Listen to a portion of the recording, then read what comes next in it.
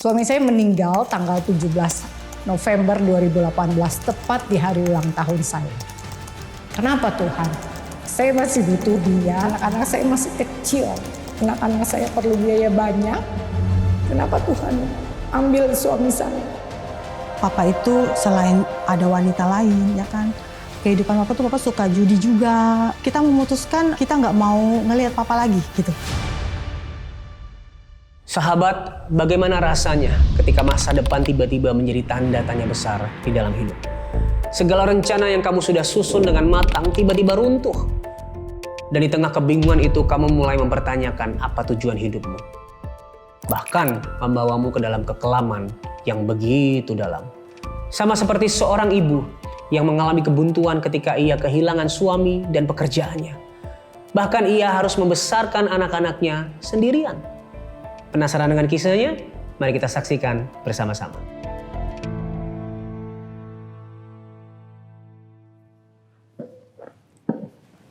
Shalom sahabat solusi. Saya Ibu Magdalena Adriana Telusa. Saya orang tua single. Suami saya meninggal tanggal 17 November 2018, tepat di hari ulang tahun saya. Saat suami saya meninggal, anak saya yang besar baru kelas 2 SMA dan yang kecil 1 SMP. Sempat saya waktu suami saya meninggal, awal-awal itu saya yang marah dalam tanda kutip pada Tuhan. Saya bilang, kenapa Tuhan? Karena saya masih butuh dia, saya masih perlu dia, anak-anak saya masih kecil, saya bilang. Anak-anak saya perlu biaya banyak, kenapa Tuhan ambil suami saya? Saya hanya merasa apa yang saya alami adalah ya Tuhan sedang bentuk saya. Ini tanggung jawab saya sebagai ibu tunggal, orang tua dari 2 anak saya. Saya tidak pernah bercerita apa-apa kepada mereka. Saya hanya, yang pasti ya saya hanya bercerita sama Tuhan. Dan kalau saya mulai sampai pada titik jenuh, dan saya merasa ya, jujur kesepian dan bingung, saya matikan lampu dan saya menangis. 2 anak saya tidur di samping saya. Seperti itu. Saya tidak pernah mau menangis di hadapan anak saya. Karena saya tidak mau mereka merasa bahwa saya rapuh. Memang almarhum suami saya meninggalkan uang. Tapi kondisi saat itu saya tidak bekerja. Sehingga uang itu terpakai untuk kuliah anak saya, untuk biaya hidup kami sehari-hari. Dan lama-lama katakan habis. Tapi itulah Tuhan. Dia tolong saya, dia pelihara saya dengan cara saya bekerja. Saya bekerja dari tahun 2019 sampai 2020. 2020 saya diberhentikan karena COVID. Kemudian Tuhan kembali percayakan saya untuk mengelola sebuah kantin di daerah Tanah Abang. Namun kenyataannya di 2023 Desember, tepatnya minggu kedua Desember, HRD manajer dari perusahaan tersebut menyampaikan kepada kami bahwa diputus kontrak untuk pengelolaan kantin tersebut. Praktis saya tidak punya pekerjaan. Jadi mulai Januari 2024 saya tidak punya pekerjaan dan penghasilan tetap. Awal Januari 2024 yang memang saya sudah tidak bekerja lagi, anak saya sudah kelas 3 SMA yang kedua. Dan dia mengatakan pada saya, "Mama, aku mau kuliah." Jujur saya katakan di situ saya takut sekali. Karena memang saya tidak punya pekerjaan tetap. Tidak ada dana yang cukup untuk menguliahkan anak saya tersebut. Lalu saya sampaikan kepada anak saya, berdoa nak. Tuhan pasti tolong. Tuhan tidak akan tinggal diam atas hidup kita. Sampai-sampai mereka berdua gini, mama kalau kita minta selalu mama ngomongin berdoa nak. Jadi seperti itu. Saya tidak pernah katakan jangan kuliah nak. Mama nggak ada uang. Enggak. Saya nggak pernah keluar dari mulut saya seperti itu. Beberapa hari kemudian dia datang ke saya. Dia sampaikan ke saya, Mama, aku habis ketemu teman aku. Dia bilang bahwa kalau aku kuliah di luar Jakarta, biaya yang akan dikeluarkan sangat banyak. Sekarang coba kamu ambil kertas, kamu tulis berapa biaya kakak selama kuliah di Malang dan berapa penghasilan mama selama mama mengelola kantin. Terlihat jelas kan, mama percaya jauh dari kata cukup. Saya katakan ke anak saya, kita hidup bukan apa kata orang, tapi kita hidup apa kata firman Tuhan. Dan anak saya bangkit kembali semangatnya untuk kuliah. Dia mencoba lewat jalur prestasi namun tidak diterima. Kemudian dia coba jalur tertulis. Puji Tuhan, tanggal 13 Juni 2024, anak saya diterima di salah satu universitas negeri di kota Surabaya. Jujur terlintas di otak saya bagaimana biaya yang harus saya keluarkan, banyaknya biaya yang harus saya persiapkan. Tanggal 14 Juni malam menjelang saya tidur, saya sudah setting jam 3 pagi untuk waktu saya berdoa. Saya mau tidur, saya rebahkan badan saya bilang sama Tuhan, Tuhan Surabaya ini Tuhan. Lalu saya tidur. Di jam 2 malam Tuhan bangunkan saya. Saya sangat percaya kalau jam 2 malam Tuhan bangunkan saya, Tuhan mau bicara sama saya. Lalu saya berdoa. Saya pujian penyembahan, saya berdoa. Doa saya hanya singkat. Saya bilang begini, Tuhan mau ngomong apa sama Adi? Adi adalah bahasa manja saya lah ke ayah dan ibu saya. Karena kenapa saya bilang Adi? Karena saya sangat percaya dia bapak saya yang baik. Jadi saya terus berdoa, saya terus sampaikan hal itu. Hanya itu saja doa saya. Saya pujian penyembahan. Tapi tidak ada sesuatu gitu dalam hati saya. Tidak ada sesuatu. Sampai pada akhirnya saya baca Alkitab. Juga saya tidak temukan sesuatu. Saya lihat jam 4 pagi. Oh, saya masih ada waktu lah untuk saya tidur 2 jam begitu. Waktu saya mau merebahkan badan saya, sempat saya berkata, Tuhan mau ngomong apa sama Adi? Ngomong Tuhan. Karena saya nggak bisa tidur, saya ambil handphone saya mau lihat medsos lah katakan. Saya klik salah satu medsos, dan di layar handphone saya itu hitam. Hanya ada suara dari handphone saya itu yang mengatakan, jangan takut, aku berjalan di depanmu.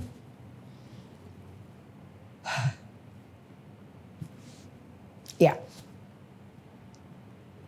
saya langsung bangun, saya duduk, saya menangis.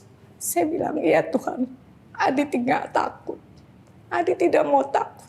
Karena Tuhan berjalan di depan Adi. Puji Tuhan, anak saya harus daftar online. Dan besok paginya semua persyaratan urusan untuk pengurusan surat-surat Tuhan lancarkan luar biasa. Sampai saya juga bingung sendiri kenapa bisa begini lancar luar biasa, tidak ada kendala. Saat ini anak saya masih kuliah di universitas tersebut semester 3 dan saya percaya sampai saat ini pun juga saya belum ada pekerjaan tetap, tapi saya percaya kalau Tuhan taruh anak saya di Surabaya, Tuhan mempersiapkan segala sesuatunya buat anak saya. Saya percaya banget Tuhan tahu. Tuhan tahu apa yang ada di hati saya. Tuhan tahu kondisi saya. Tuhan mengerti. Jadi buat saya ya Tuhan sudah tahu. Tuhan ada di masa depan. Tuhan ada di masa lalu, sekarang dan masa depan. Apalagi yang semua saya takutin. Yang saya taruh di pikiran saya dan anak-anak saya adalah kalau mati saja dia mau buat saya, dia korbankan tubuhnya, dia curahkan darahnya. Apalagi keperluan kebutuhan rumah tangga saya, keperluan kebutuhan kuliah anak saya. Pasti Tuhan cukupkan menurut kuasa dan kemuliaannya. Sahabat, di balik setiap kesulitan, bahkan ketika semuanya nampak mustahil, Tuhan menunjukkan kasih-Nya, pertolongan-Nya di dalam hidup setiap kita. Langkah demi langkah anugerah-Nya menopang kita, memelihara dan memberi kekuatan kepada hati kita untuk kembali menatap kepada masa depan. Namun jika hari ini kamu sedang berada dalam kebuntuan, tidak tahu kemana harus melangkah, kamu bisa bercerita kepada kami. Hubungi nomor yang ada di bawah ini. Ini adalah nomor layanan doa Cahaya Bagi Negeri. Kami siap untuk mendengarkan cerita kamu, mendukung perjalananmu melalui doa kami. Kami tunggu ya. Setelah ini kita akan ngobrol dengan seorang ibu yang sejak kecil mengalami masalah yang besar karena keretakan keluarganya. Pertengkaran orang tua, tidak mendapatkan kasih, hingga luka batin membuatnya jauh dari Tuhan. Penasaran dengan kisahnya? Ayo kita ngobrol dengan dia. Sahabat, tidak ada lembah yang terlalu kelam untuk Tuhan menjangkaukan tangannya, mencari dan menemukan kita. Dan inilah cerita yang akan disampaikan oleh seorang sahabat yang sudah hadir bersama saya. Please welcome Ibu Angelique Maya atau Ibu Ebi ya. Ya, shalom Ibu Ebi. Shalom. Apa kabar? Baik, luar biasa. Thank you banget Ibu udah hari ini datang untuk menyaksikan kebaikan Tuhan. Terima kasih buat undangan. Thank you banget hari ini. Nah, sebelum kita nanti melakukan perjalanan ke masa-masa di mana Ibu ada di lembah yang begitu dalam, begitu kelam, boleh gak sih kita sekarang mulai dari masa kecil Ibu Ebi dulu? Karena semuanya akan bermula dari situ ya. Nah, Ibu Ebi ini berada dalam keluarga yang seperti apa sebenarnya Ibu? Ya, terus terang untuk kehidupan keluarga saya waktu saya masih kecil itu memang saya terlahir dari keluarga yang Muslim. Papa saya orang Muslim. Mama saya tuh Kristen. Nah, jadi kami anak-anak itu semuanya.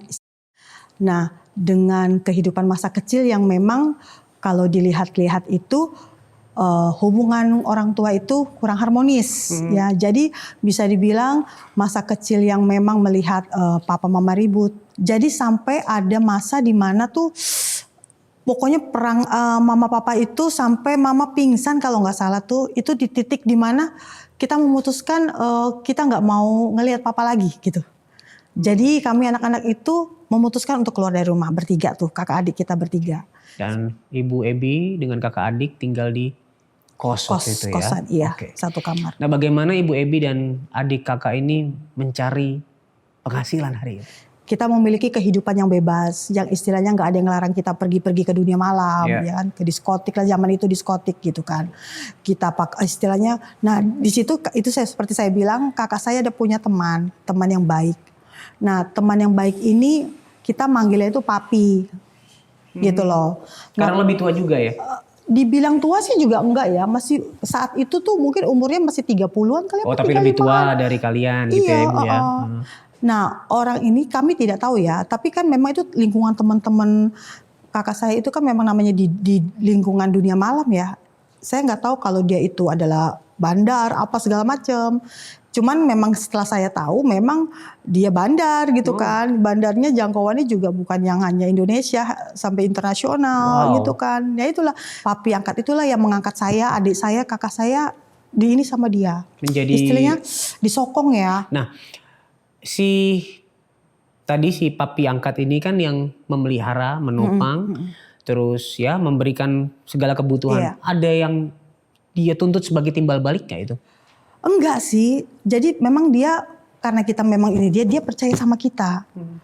Salah satunya adalah saya. Saya itu tangan kanannya dia. Jadi saya itu yang pegang uang-uangnya dia. Saya yang pegang obat-obatannya dia. Jadi hari itu tanda kutip itulah pekerjaannya ya. Ya mungkin itu ya. Mengelola bisnisnya itu ya. Oke. Berhubungan dengan dikelilingi oleh bisnis, sempat jadi pecandu juga nggak Ibu? Pastinya. Dibilang pecandu itu, tapi karena kita kan semuanya ada. Mau obat ini ada, mau ada. Jadi kalau dibilang pecandu berat ada, tapi kan semua tersedia. Jadi nggak pernah merasa kurang kan, gitu. Istilahnya nggak pernah yang jadi gimana sakau-sakau itu enggak. Karena tersedia semuanya. Iya. Tapi pernah nggak kepikiran takut ditangkap polisi? Enggak juga. Enggak juga? Enggak juga. Sampai akhirnya ditangkap beneran? Yes. Di tahun 2000 ya? Iya tahun 2000, iya betul. Aduh bener-bener deh. Tapi nggak itulah. Aku pikir itu ditangkap karena Tuhan sayang. Ya.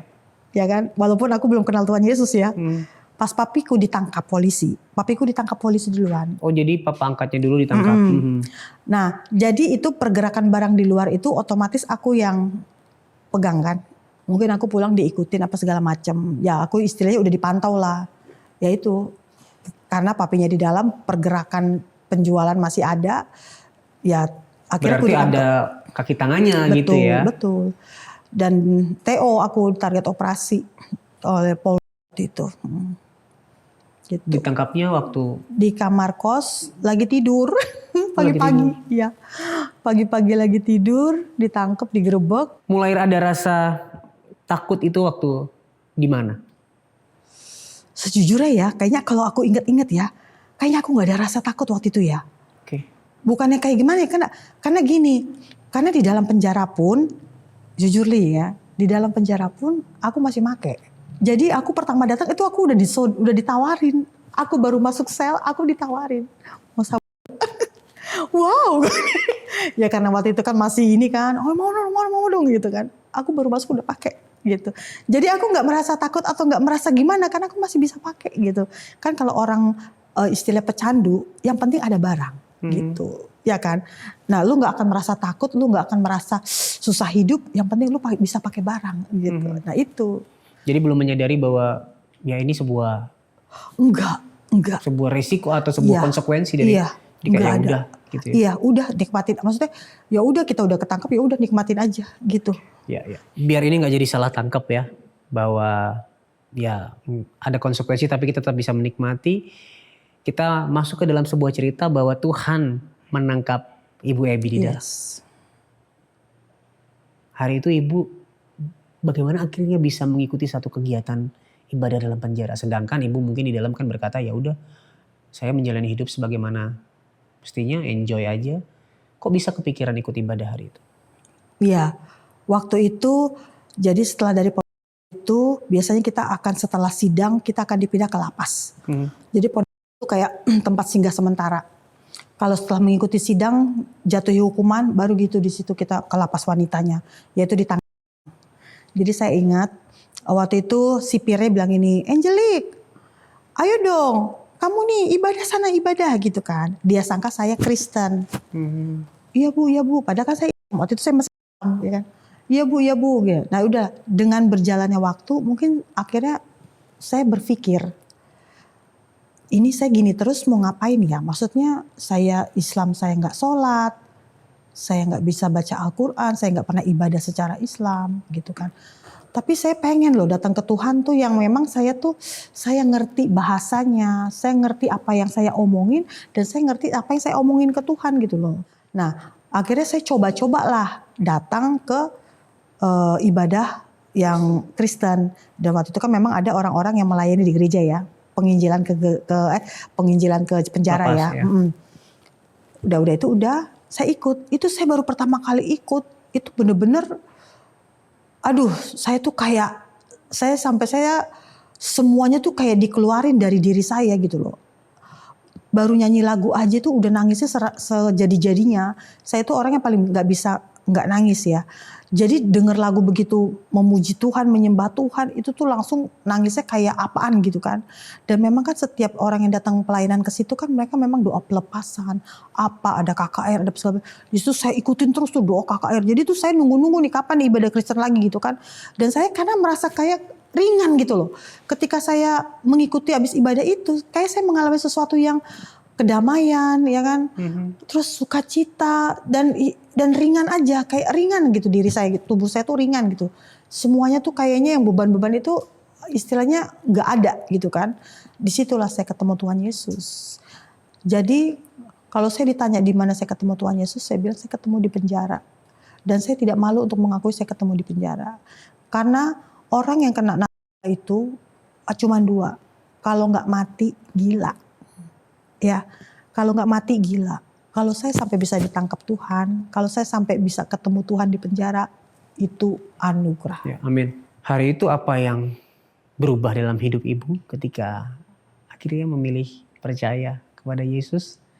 Ada perubahan nggak Ibu? Banyak banget perubahan. perubahannya banyak banget. Pokoknya kita semakin istilahnya selalu rindu ketemu Tuhan ya. Haus untuk beribadah. Dan melakukan hal-hal yang benar-benar kita tuh menjaga hidup kita dari perbuatan dosa. Gitu. Perubahan hidup, tadi Ibu juga pada akhirnya berkata bahwa oh kita jadi tidak mau nih sama dosa, benci dosa gitu ya. Berarti Ibu juga stop di dalam penggunaan narkoba hari itu. Iya. Sempat ngalamin, kan orang bilang kalau stop itu akan sakau ya. Sempat ngalamin itu nggak? Jadi gini, jadi sewaktu sebelum keluar dari penjara, memang waktu kan saya bilang waktu di pondok masih pakai, di pondok masih pakai, pindah ke lapas masih pakai. Tapi pas di lapas inilah detik-detik di mana saya mulai berpikir, makanya cuma sedikit bikin gantung, bikin pusing gitu. Males gue pakai lagi gitu. Jadi sudah ada keinginan untuk saya tidak mau pakai itu lagi karena memang udah nggak boleh, udah susah didapat lah zaman itu ya. Nah jadi pas keluar akhirnya kita memang tidak pakai lagi karena memang sudah kita tidak mau pakai lagi gitu loh. Dan memang sudah dilarang. Kita tuh masih ketemu papi loh. Ketika kita di luar keluar penjara itu kita dijemput sama ada orang temannya papi yang suruh jemput kita. Untuk maksudnya untuk jemput kita untuk ke tempatnya dia gitu. Tinggal sama dia lagi. Tapi dia masih jual seperti itu, masih bermain dengan itu, tapi kita sudah tidak boleh suruh pakai, kita nggak boleh. Kita udah nggak boleh pakai lagi, kita udah nggak boleh ke diskotik lagi, benar-benar dilarang sama papi gitu. Oke, setelah menjalani hidup yang penuh lika-liku ya, pernah ada di lembah yang terdalam, lalu diselamatkan oleh Tuhan. Bagaimana Ibu memandang pribadi Tuhan Yesus di dalam hidup Ibu? Pribadi Tuhan Yesus ya, itu tidak bisa diungkapkan dengan kata-kata, ya kan? Dulu kita itu nggak pernah orang melihat kita, saudara kita pun menjauh dari kita. Sekarang itu orang pada bukan orang pada mendekat, saudara pada mendekat, saudara deket banget. Terus orang itu memandang kita itu suatu penghormatan yang luar biasa kayak yang Tuhan Yesus kasih. Jadi kalau dibilang Yesus itu apa? Yesus segala-galanya kali ya. Yang membuat kita jadi dimuliakan. Benar kan? Tuhan Yesus kan Allah yang dimuliakan. Ketika dia memuliakan seseorang, tidak ada siapapun yang dapat menghalangi orang ini untuk dimuliakan. Seperti itu. Jadi kalau Tuhan Yesus yang memuliakan kita, nggak ada siapapun yang dapat merendahkan kita. Kalau kita direndahkan manusia, is okay. Tapi jangan sampai Tuhan yang merendahkan kita. Kalau Tuhan sudah meninggikan kita, nggak ada yang bisa dibuat apa-apa. Artinya kalau saya sampai di titik ini, Tuhan yang mengangkat saya, Tuhan yang meninggikan saya, dan saya kembalikan semuanya buat Tuhan. Sebagai orang yang pernah jatuh dalam dosa yang begitu besar, begitu dalam, dan diampuni. Amin. Lewat pengorbanan Kristus, lewat salibnya, lewat darahnya, disucikan. Bagaimana Ibu pada akhirnya melihat sosok, ayah sudah. Ayah masih ada. Masih ada. Bagaimana melihat sosok seorang papa sekarang yang dulu pernah menyakiti hati Ibu? Sayang banget. Kami anak-anak nih yang tadinya pergi dari rumah nih karena benci ngeliat papa. Jadi ada waktu itu dari tante saya ini yang suruh kita tinggal di rumahnya bikin retret keluarga. Nah di situ retret keluarga itu firman Tuhannya itu tentang hati Bapa. Dan itu benar-benar kita semua dilepaskan dari kebencian, sakit hati, kekecewaan, akar kepahitan. Itu semua tuh dilepasin dari kita semua nih adik kakak semuanya ke Papa. Itu kita semua setelah ibadah pelepasan dengar firman Tuhan itu kita nangis-nangis, kita berpelukan ya kan, kita nangis-nangis, maafin gini-gini. Semua dan after that, setelah itu benar-benar gak ada lagi kita benci papa, gak ada lagi kita marah sama papa. Bahkan walaupun papa kadang-kadang masih seperti itu nih, misalkan masih ngeselin, udah gak apa-apa. Maksudnya hatinya tuh udah beda. Kita tuh udah memiliki kasih Kristus. Hatinya Bapa tuh udah ada di kita gitu. Kalau kita sudah memiliki hatinya Bapa, mau orang jahat kayak apapun kita bisa benci gak? Gak bisa. Malah kita justru mengasihi dia. Mengasihi papa. Kita sungguh-sungguh mengasihi papa. Sahabat, tidak ada hidup yang luput dari penderitaan. Kita sering mengalami kesesakan akibat masalah keluarga, masalah ekonomi, kesehatan, atau masalah yang lain. Dan sering kita bertanya, apakah penderitaanku ini sia-sia? Firman Tuhan dalam 1 Petrus 5 ayat 10 berkata, "Dan Allah, sumber segala kasih karunia, yang telah memanggil kamu dalam Kristus kepada kemuliaannya yang kekal, akan melengkapi, meneguhkan, menguatkan, dan mengokohkan kamu sesudah kamu menderita seketika lamanya." Hari ini, Allah yang dengan kasih karunia-Nya memanggil kita, menyelamatkan kita, akan terus menopang kita dengan anugerah-Nya, memastikan tidak ada penderitaan kita yang sia-sia. Semuanya memiliki makna di dalam Kristus. Setiap proses yang harus kita lewati meneguhkan kita, menopang kita, menguatkan kita, dan membentuk hidup kita. Jadi hari ini, apapun yang kamu lewati, jangan menyerah. Terus berharap kepada Allah yang dengan kasih karunia-Nya menyelamatkan kita. Tetapi jika hari ini kamu sedang mengalami penderitaan yang begitu besar dan tidak lagi memiliki kekuatan, saya undang kita semua untuk berdoa. Tuhan, terima kasih karena Engkau telah memanggil kami di dalam Kristus dengan kasih karunia yang begitu besar. Sebuah kepastian Tuhan bahwa tidak ada penderitaan kami yang sia-sia. Semuanya mempunyai makna di dalam Engkau.